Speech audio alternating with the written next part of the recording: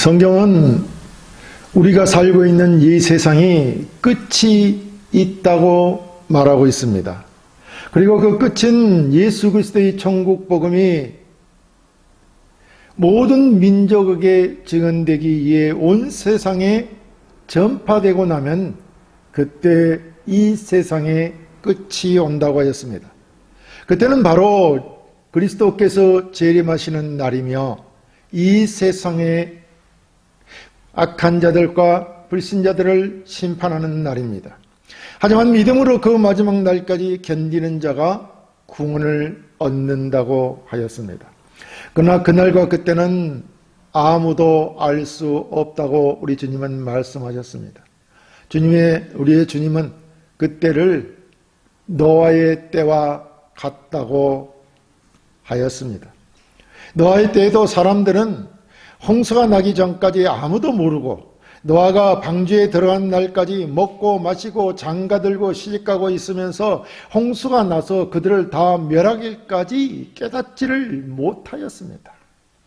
세상에 하나님이 심판을 하실 것인데 그 심판을 아무도 알지 못하였다는 것입니다. 마찬가지로 예수님이 재림하시어 모든 것을 심판하시어 이 세상이 멸망할 때까지도 아무런 준비도 못하고 이 세상 또한 망할 것입니다. 그러므로 주님이 언제 오실지 모르기 때문에 우리는 항상 깨어있어 믿음을 지키라는 것입니다. 오늘 본문도 주님이 언제 오실지 모르고 멸망이 바로 앞에 왔음에도 깨닫지 못하고 불신앙으로 살다가 멸망해 가는 이 세상 사람들의 모습을 보여주고 있습니다. 큰 성 바벨론, 큰 맷돌이 바다에 비참하게 던져져서 사라져버리게 된다고 본문은 말합니다. 그래서 거리에 들리던 음악이 사라지고 멸망한 성은 정막으로 가득 차게 된다고 말씀하고 있습니다. 성의 모든 사람들의 경제활동도 멈추고 맷돌 소리가 들리지 않는 것을 보면 모든 음식도 먹을 수 없게 되어버렸고 불빛도 사라져 버렸습니다. 이러한 모습이 바로 하나님의 심판에 의한 바벨론 멸망의 강경인 것입니다. 그렇다면 큰 성 바벨론이 이 세상 사람들이 그토록 추구하며 살아가던 모든 것이 사라져버리게 되는 멸망의 원인이 무엇인지 함께 살펴보도록 하겠습니다. 큰 성 바벨론이 멸망에 된 원인은 첫째, 상인들의 교만함 때문입니다. 본문 23절에 등불빛이 결코 다시 네 안에서 비치지 아니하고 신랑과 신부의 음성이 결코 다시 네 안에서 들리지 아니하리로다. 너의 상인들은 땅의 왕족들이라. 내 복술로 말미암아 만국이 미혹되었도다 라고 하였습니다. 여기서 상인들은 땅의 왕족들이라 라고 했는데 이 말씀은 바벨론의 상인들이 땅의 재력가라는 것입니다. 이 땅에 부를 축적하여 그 부로 자신들의 세상 권력을 행사하는 재력가들이라 이런 말입니다. 땅의 상인들은 음녀 바벨론의 교만과 사치에 기대어 막대한 경제적 이익을 얻었습니다. 그래서 이들의 이세가 얼마나 대단했느냐 하면 왕족과 같았기 때문에 높은 사람이요 위대한 사람들로 땅의 왕족이라고 성경은 표현하고 있습니다. 그래서 저들은 재물로 인하여 그 마음이 대단히 교만하였습니다. 그래서 바벨론의 상인들은 스스로를 위대한 자로 자처하였던 것입니다. 그리고 이 상인들은 그 경제력을 가지고 교만하여 행포를 일삼았습니다. 이러한 경제력, 곧 돈이 인간을 교만하게 만드는 것입니다. 에스겔 28장 5절에 네 큰 지혜와 네 무역으로 재물을 더하고 그 재물로 말미암아 네 마음이 교만하였도다 라고 하였습니다. 인간이 교만하지만 하나님을 무시하고 대적하게 된다는 말입니다. 인간의 주된 본분이 무엇입니까? 그것은 하나님께 영광을 돌리는 것이며 자신의 모든 업적들을 자랑하지 않는 것입니다. 하나님께서 섭리로 이루어지는 일들이기 때문에 말입니다. 그런데 저들은 자신들의 사업장을 통해 전 세계로부터 온 엄청난 양의 비싼 사치품들을 들어오고 또 그것들로 성사람들을 사치와 양락에 빠지게 하였으며 그 부와 재물로 세상을 지배하는 땅의 왕족들이 되었던 것입니다.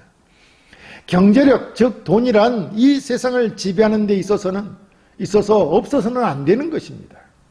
돈이 세상 권력이기 때문에 이 경제력으로 세상을 지배하는 것입니다. 그래서 상인들이 곧 땅의 왕족들인 것입니다. 이들로 인하여 바벨론은 이 사치와 향락에 빠졌을 것입니다. 하지만 이러한 사치품들은 인간의 공허한 마음을 절대 채울 수 없는 것입니다. 그래서 상인들은 이런 인간의 본성을 이용하였고 이로 인해 바벨론은 재력 있는 상인들로 하여 세상 권력을 쥐고 뒤흔드는 잘못을 범하였다고 보아야 할 것입니다. 사실 오늘날도 이 세상은 마찬가지입니다. 민주주의 국가에서는 국민이 주인이고 국민에 의해 한 나라의 최고 지도자와 각종 대표자들이 선출되고 세워져서 올바른 민주국가를 이루어야 합니다. 그런데 실상은 그렇지 못하다는 것입니다. 인간이 편안한 삶을 영위하기 위해서는 물질적인 경제가 아주 중요합니다. 그리고 그 경제의 근간을 이루는 것이 돈이 아닙니까? 이 돈이 오늘날 힘과 권력의 원천인 것입니다.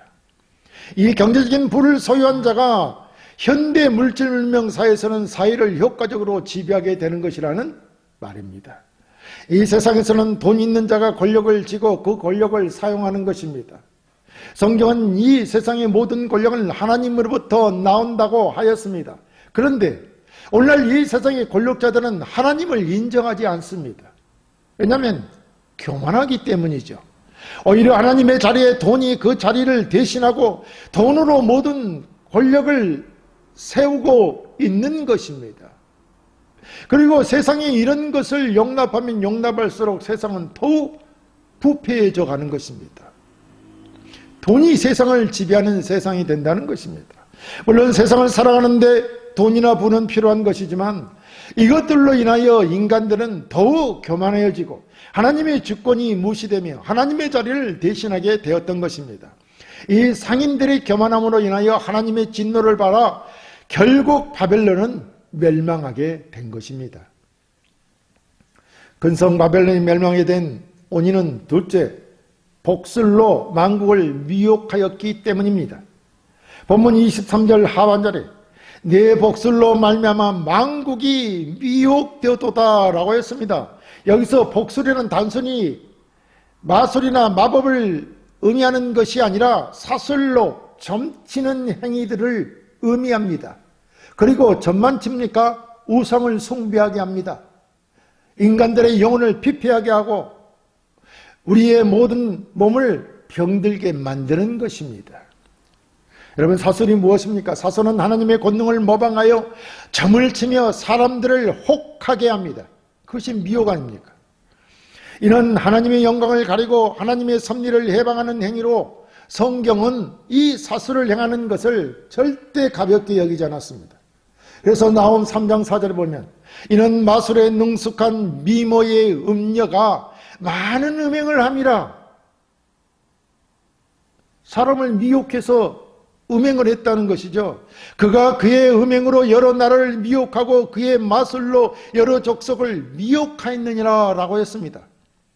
마술에 능숙한 음녀가 많은 음행을 하였으며 그 음행으로 여러 나라를 미혹하고 또 마술로 여러 족속을 미혹하였다 라고 말하고 있는 것이죠. 그렇다면 음행과 마술은 서로 상통하는 것이 아닙니까? 이렇듯이 바벨론이 복술을 사용하여 만국을 유혹하여 자신을 스스로 존재하는 도시인 것처럼 바벨론이 말입니다. 만국을 속이고 미혹하여 신의 도성인 것처럼 믿게 하였다는 것입니다. 복술은 이렇게 거짓 속임수를 사용하여 바벨론을 절대 무너지지 않는 신의 도성처럼 선전하는 음란한 사술이라는 것입니다.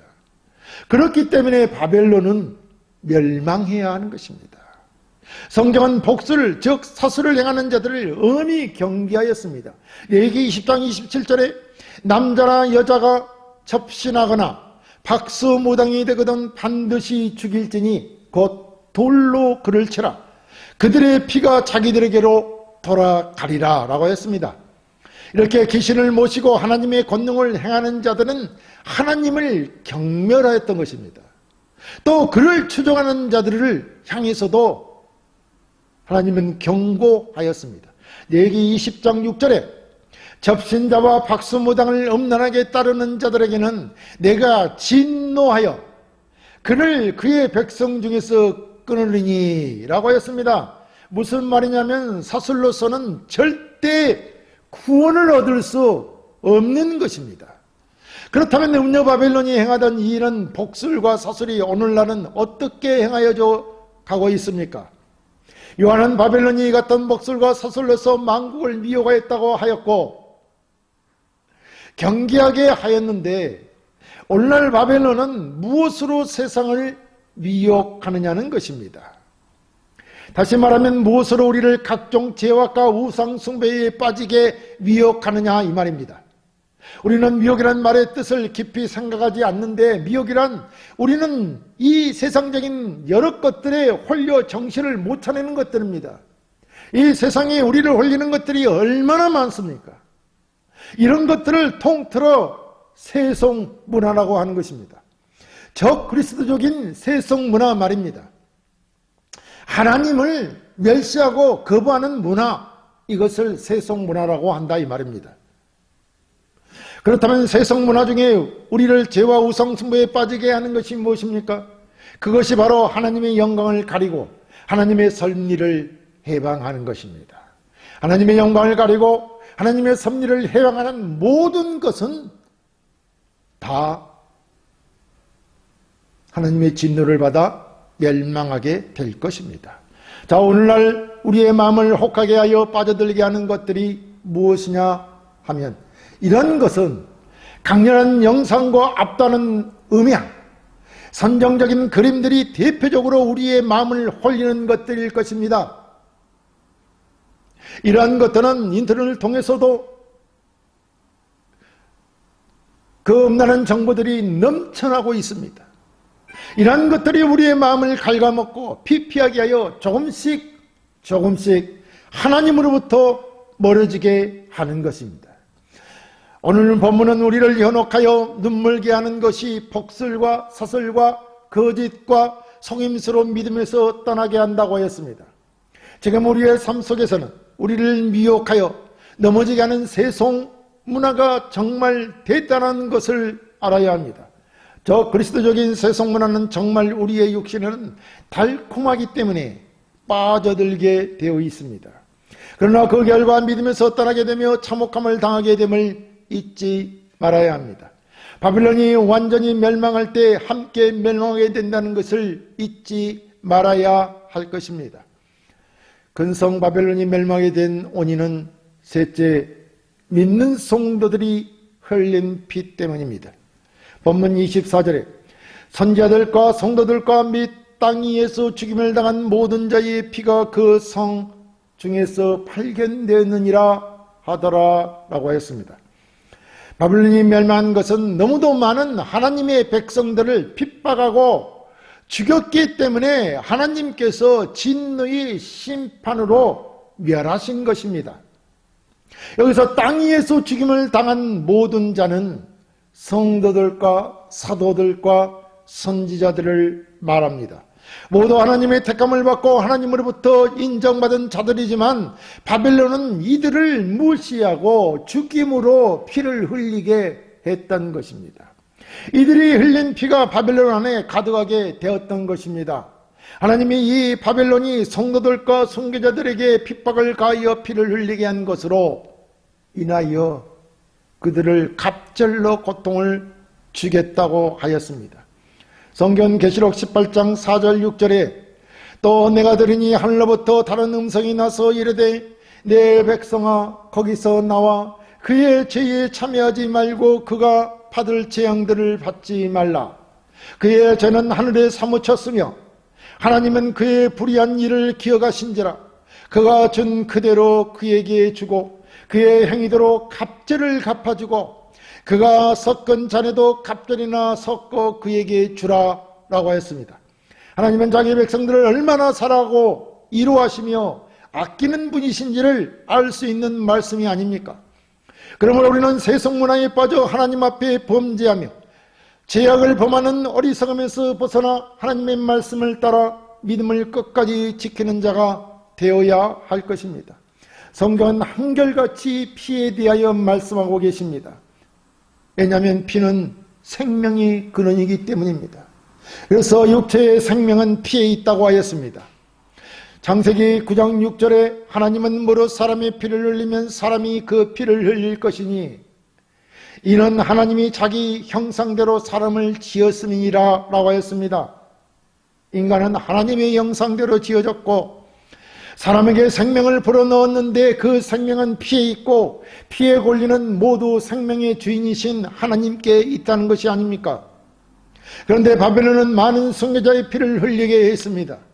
인류 역사를 통해 보면 바벨론에 의해 얼마나 많은 하나님의 백성이 피를 흘렸습니까?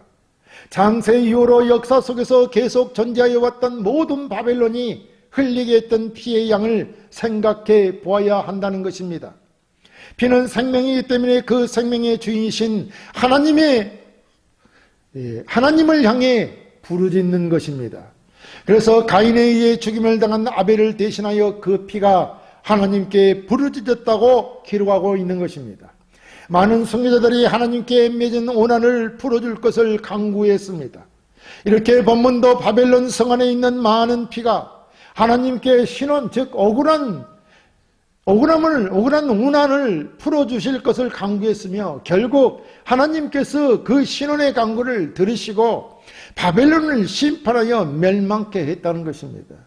그런데 사실 바벨론은 피가 생명의 근원임을 몰랐을 뿐만 아니라 피는 피로 갚는다는 것을 몰랐습니다. 그래서 바벨론은 계속하여 피를 흘리게 했으며 자신들을 돌아보지 않았을 뿐만 아니라 자기 성안도 돌아보지 않았던 것입니다. 이 세상이 그렇지 않습니까? 결국 바벨론은 피를 흘리게 함으로 자신들도 똑같이 죽게 된 원인도 모르고 최후를 맞게 된 것입니다. 스스로 바벨론이 성 안에서 흘리게 한 피가 자신들을 멸망하게 하였다는 것입니다. 그렇다면 우리도 자신의 피를 살펴보고 자신의 죄를 살펴보고 회개함으로 바벨론의 멸망에서 벗어나야 할 것입니다. 이렇게 우리 성도들이 바벨론의 멸망에서 벗어나는 길은 오직 회개함으로 인하여 흠없고 티도 없는 어린 양 되시는 그리스도의 귀한 피로 우리의 안을 채워야 하는 것입니다. 사랑하는 성도 여러분, 큰 음녀 바벨론은 이 세상 권력을 가진 악한 사단의 세력을 말합니다. 그런데 이 큰 세상 권력을 가진 바벨론이 멸망하게 된 원인이 바로 성 사람들을 사치와 양락에 빠지게 하고 그들로 하여금 부와 재물을 축적하여 세상을 지배하던 상인들의 교만함 때문이었습니다. 또한 바벨론은 복술, 즉 사수를 통해 자신들이 세상 권력이 영원할 것처럼 백성들을 미혹하고 백성들로 하여금 죄와 우상 숭배에 빠지게 하므로 하나님의 영광과 섭리를 해방하였기에 하나님의 심판을 받아 멸망하게 되었던 것입니다. 이러한 악한 모든 행위들이 곧 적그리스도적인 행위요 하나님의 백성들의 피를 흘리게 했던 것입니다. 그래서 무엇보다도 바벨론은 하나님의 백성들로 하여금 피를 흘리게 함으로 하나님께서 그 신원을 듣고 그 억울한 오난을 듣고 심판으로 멸망하게 되었던 것입니다. 그러므로 우리는 바벨론을 멸망케 한 원인들을 살펴보고 우리 믿는 자들은 하나님의 영광을 위해 걸어가고 흠없는 자로 세속 권력과 세속 문화에 미혹되지 말고 이겨내어서 하늘의 것을 소망하며 사는 믿음이 진실된 삶으로 하나님을 영광을 위해 사는 자가 되어야 할 것입니다. 이러한 삶이 여러분에게 있기를 주의 이름으로 축원합니다.